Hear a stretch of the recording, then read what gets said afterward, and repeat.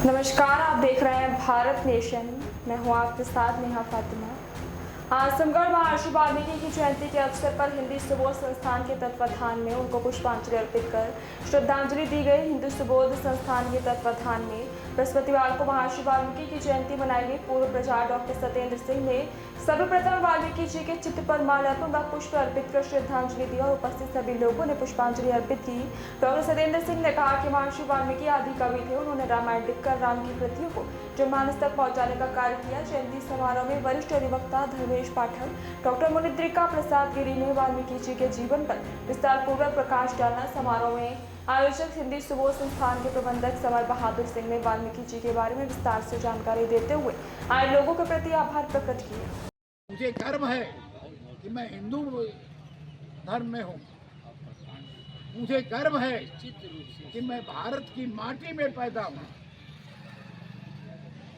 मुझे गर्व है कि विविधता की एकता में मैं विश्वास करता हूँ।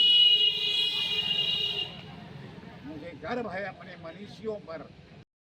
महाकाव्य की शुरुआत है और वाल्मीकि ने पूछा कि अच्छा बताइए नारद जी, इस दुनिया में धैर्यवान कौन, नीतिवान कौन, दृढ़ संकल्पी कौन, कौन ऐसा है जो प्रजा का पालन करता है।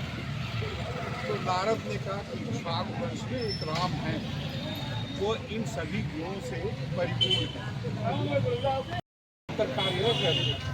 जो इसलिए पत्नी ले आते हैं कि उनका वंश चले, इसलिए वो धन एकत्रित करते हैं कि लोगों का सहयोग कर सके। ये जो गुण हैं ये राम में हमको दिखाई दे रहे थे। और वाल्मीकि ने 24,000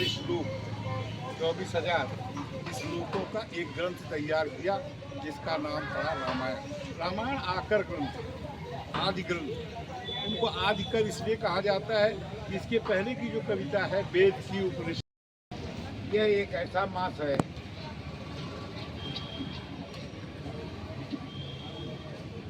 जिसमें हमारे पूर्वज भी उतर के आते हैं आश्विन मास में, और आश्विन मास में ही हमारी माँ दुर्गा की स्थापना होती है। और आश्विन मास में ही दशहरा के दिन असत्य पर सत्य की विजय होती है। रावण का वध होता है। हम अपनी बुराई को खत्म करके अच्छाई की तरफ अग्रसर। और इसी मास के अंतिम दिन, पूर्णमासी के दिन,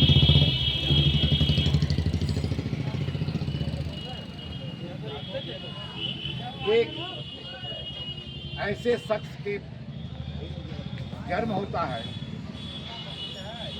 जो ब्राह्मण कुल में जन्मा हुआ है, जो खेती बाड़ी करता था, अपने माता पिता की सेवा करता था।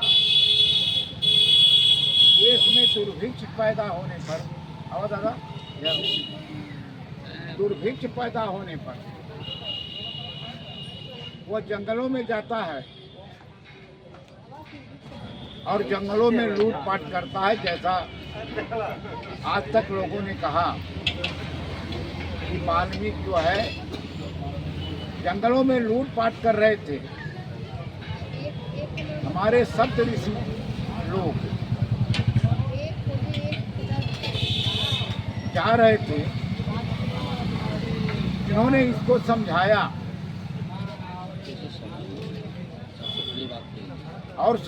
और उन्होंने कहा कि तुम रहो। इन्होंने कहा कि मैं आपका इंतजार कब तक करूंगा। कहा जब तक मैं नहीं आऊंगा तब तक आप इंतजार करिए।